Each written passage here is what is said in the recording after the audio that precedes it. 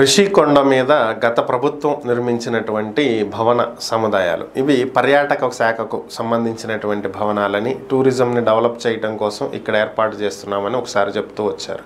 తర్వాత విశాఖ రాజధానిగా చేస్తున్నటువంటి నేపథ్యంలో సీఎం క్యాంప్ కార్యాలయం కోసం కడుతున్నామని ఇంకోసారి చెప్తూ వచ్చారు. తర్వాత ఇవి పర్యాటక భవనాలే అని చెప్తూ ఇంకోసారి వచ్చారు. ఓవరాల్గా ఇక్కడికి ఎవరిని అనుమతించకపోవటం, విపక్షాలు ఇవి పర్యావరణ హితం కాదు అని, చట్టాలను ఉల్లంఘించి ఇక్కడ కడుతున్నారని, రిషికొండకి గుండు కొట్టారని ఇలా రకరకాల విమర్శలు చేస్తున్నప్పటికీ కూడా గత ప్రభుత్వం ఏమాత్రం కేర్ చేయలేదు. నేషనల్ గ్రీన్ ట్రిబ్యునల్లో దీని గురించి కేసులు పెట్టిన, వాళ్ళు కమిటీలు వేసిన, కనీసం ఇక్కడికి మీడియాని కూడా అనుమతించకుండా 9-10 అడుగుల ఎత్తున బ్యారికేడ్లు కట్టి దాని లోపల నిర్మాణాలు చేపట్టడం. సో ఇవే ప్రస్తుతం అప్పట్లో వీటి గురించి ఒక రచ్చే నడిచింది. ప్రభుత్వం మారిన తర్వాత మొట్టమొదటిగా ప్రజల ముందుకు తీసుకొచ్చినటువంటివి ఇవే. వైఎస్ఆర్ కాంగ్రెస్ పార్టీ 500 కోట్ల రూపాయల ప్రజాధనంతో జగన్మోహన్ రెడ్డి ఉండటానికి విలాసవంతమైనటువంటి భవనాలు నిర్మించుకుంది అని చెప్పి ప్రస్తుతం వచ్చినటువంటి టీడీపీ చేసినటువంటి ఆరోపణలు. సో ఇవి ప్రభుత్వ స్థలంలో కట్టినటువంటి భవనాలు. మనం ఆ రోజు కూడా మాట్లాడుకున్నాం. ఇది జగన్మోహన్ రెడ్డి భవనాలు అనటానికి ఆస్కారమే లేదు, అది అనటం కూడా కరెక్ట్ కాదు. ఎందుకంటే రిషికొండ అనేది ప్రభుత్వ స్థలం. ప్రభుత్వ స్థలంలో కట్టిన ఏ భవనం అయినా సరే ప్రభుత్వానికే చెందుతుంది. సో అవి ప్రభుత్వ భవనాలే. అయితే జగన్మోహన్ రెడ్డి ఉండటానికే కట్టించుకుని ఉండొచ్చు. అక్కడ ఒకవేళ విశాఖ నుంచి పరిపాలన సాగిస్తే అక్కడ ఉండటానికి, క్యాంపు కార్యాలయంగా వాడుకోవటానికి, నివాసయోగ్యంగా వాడుకోవటానికి కట్టించుకుని ఉంటే కట్టించుకుని ఉండొచ్చు కాక అది వాస్తవమే అవ్వచ్చు. కానీ ఇప్పుడు ఆ పరిస్థితి లేదు కదా. వాటిని ప్రభుత్వ అవసరాల కొరకు వేరొక విధంగా వాడుకోవచ్చు. వైసీపీ శ్రేణులు కూడా చెప్తుంది అదే. కేంద్రం నుంచి ఎవరన్నా పెద్దలు వస్తే ఉండటానికి లేదు, సో అక్కడ సరైనటువంటి ఫెసిలిటీస్ లేవు, ఇలా రకరకాల కథలు చెప్తూ వచ్చారు. ఓవరాల్ ఇవి కథలనే అనుకోవాలి. ఎందుకంటే నిజంగా ఒక పర్పస్ కోసం ఏదైనా నిర్మిస్తున్నప్పుడు దానికి తగ్గట్టుగా డిపార్ట్మెంటల్ జీవో రిలీజ్ చేయాలి.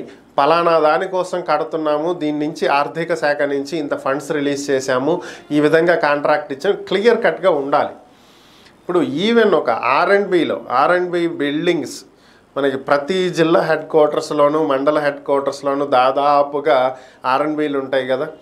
ఆర్ఎండ్బి బంగ్లా అంటాం, రోడ్స్ అండ్ బిల్డింగ్స్. సో ఇవి నిర్మించేటప్పుడు కూడా ఒక జీవో రిలీజ్ చేస్తారు, ఫండ్ రిలీజ్ చేస్తారు. ఎంత ఫండు, ఎవరు ఇనాగ్రేట్ చేశారు, ఎవరు శంకుస్థాపన చేశారు, ప్రతిదీ శిలాఫలకాలనే ఉంటాయి.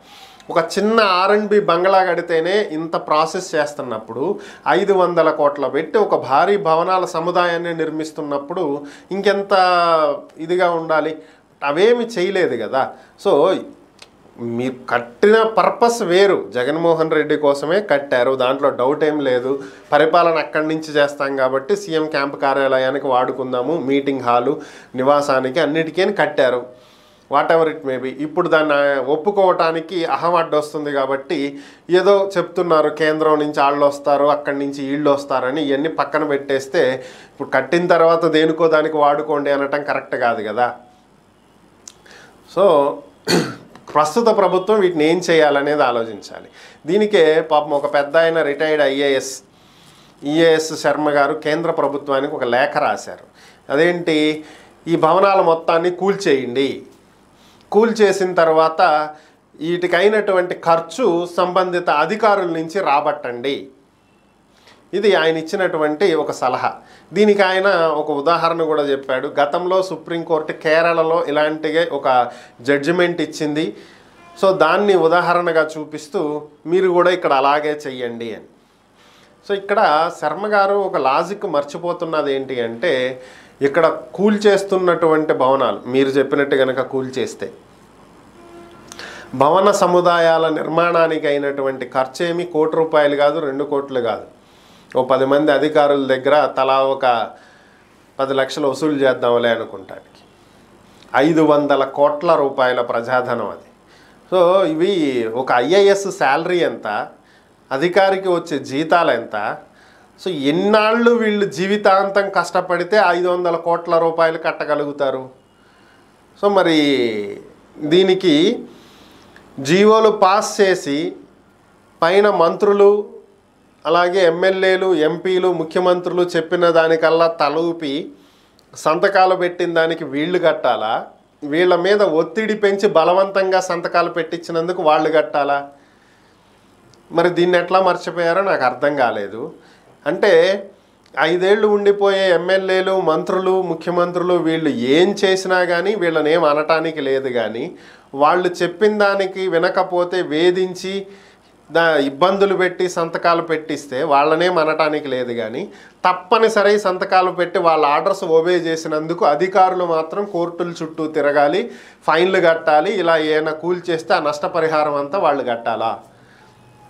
మీరు కూడా ఒక ఐఏఎస్గానే పనిచేసి ఉన్నారు కదా, మీ హయాంలో కూడా ఎక్కడో ఒక చోట ఏదో ఒక రకంగా ఒత్తిళ్ళకు గురై మీరు సంతకాలు పెట్టే ఉంటారుగా. ఇప్పుడు వాటికి ఎంత నష్టం వచ్చిందో అవన్నీ మిమ్మల్ని కట్టమంటే కడతారా? చెప్పండి, అవ్వదు కదా. సో ఇక ఐఏఎస్ చదివి ఉండి ఒక నేషనల్ లెవెల్లో దేశం మొత్తంలోనే అత్యుత్తమమైనటువంటి స్థానంగా భావిస్తారు ఐఏఎస్ని, ఐపీఎస్ని, ఐఎఫ్ఎస్, ఐఆర్ఎస్ వంటి సివిల్ సర్వీసెస్. సో అలాంటిది ఆల్ ఇండియా లెవెల్ సర్వీసెస్ చేసి ఉండి రిటైర్డ్ అయ్యి ఇంత ఆలోచన రహితంగా మాట్లాడటం అనేది నిజంగా అసలు దాన్ని ఏమనాలో కూడా అర్థం కావట్లేదు. ఉన్న భవనాలను కూల్చడం అనేది మూర్ఖత్వమే. ప్రజావేదిక అలా కూల్చే ఈరోజు గత ప్రభుత్వం కూలిపోయింది. సో ప్రస్తుతం భవనాలు నిర్మించారు, వాటి ప్రభుత్వ అవసరాలకు ఉపయోగపడితే ఉపయోగించుకోండి, లేదనుకోండి దాన్ని మరొక విధంగా ఉపయోగించండి. పర్యాటకం కోసమే కదా అవి నిర్మించింది, దానికి తగ్గట్టుగా ఉపయోగించుకోండి. ఇతర దేశాలకు సంబంధించినటువంటి టూరిస్టులను అట్రాక్ట్ చేసే విధంగా ఏమైనా చేయగలిగితే ప్రయత్నం చేయండి. లేదా దాదాపు సినిమాలన్నీ తెలంగాణలో అక్కడక్కడ జరుగుతున్నాయి కదా. ఏపీలో కూడా మూవీస్ అప్పుడప్పుడు వైజాగ్లో తీస్తూ ఉంటారు కాబట్టి ఆ బీచ్ రోడ్లో దానికి తగ్గట్టుగా సినిమా షూటింగ్లకి ఏమైనా దాన్ని రెంట్కి ఇవ్వగలిగితే ఏపీ టూరిజం కార్పొరేషన్కి కొంత ఫండింగ్ అన్నా వస్తుంది కదా. దానికి తగ్గట్టుగా ఏమన్నా ప్రయత్నాలు చేయండి. తెలుగు ఫిలిం ఇండస్ట్రీకో లేకపోతే టాలీవుడ్, కాలీవుడ్, బాలీవుడ్ ఎన్నో వుడ్లు ఉన్నాయి కదా ఇండియాలో. ఏదో ఒక వుడ్కి ఏదో ఒక సినిమాకి అవసరమైన మేరకు రెంట్లకి ఇవ్వండి, ఆ డబ్బులు వసూలు చేసుకోండి. లేదా డెస్టినేషన్ వెడ్డింగ్స్ అని చెప్పి ఎక్కడెక్కడికి ఇతర దేశాలకు పోతున్నారు కదా, ఆ డెస్టినేషన్ ఏదో ఈడ చేసుకోమనండి, వాటికి కూడా రెంట్లకి ఇవ్వండి.